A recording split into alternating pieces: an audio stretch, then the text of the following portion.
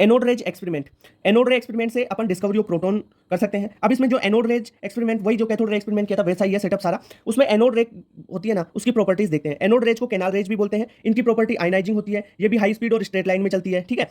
इनका जो नेचर होता है ना एनोड रेज का, वो जो आपने डिस्चार्ज ट्यूब है उसमें कौन सी गैस भरी है उसके नेचर पे डिपेंड करता है, ठीक है। यानी depends on nature of gas anode रे, ठीक है। और नेचर ऑफ गैस पे डिपेंड करेगी, मतलब जो इसका ई बाई एम वैल्यू है, ई बाई एम क्या है, स्पेसिफिक चार्ज, चार्ज बटा मास।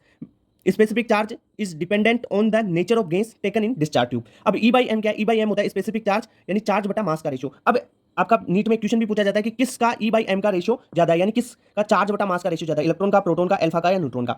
तो आप सीधा ऑर्डर याद रख लो, या आप खुद भी निकाल सकते हो, जैसे ऊपर चार्ज रखोगे नीचे मास रख लोगे, ऊपर चार्ज नीचे मास, सबका रेशियो निकाल के देख लो किसका ज्यादा आएगा। इलेक्ट्रॉन का ज्यादा होगा, फिर प्रोटॉन का, सबसे कम न्यूट्रॉन का होता है, न्यूट्रॉन से ज्यादा अल्फा का होता है, ठीक है। यानी इलेक्ट्रॉन, प्रोटॉन, अल्फा, न्यूट्रॉन।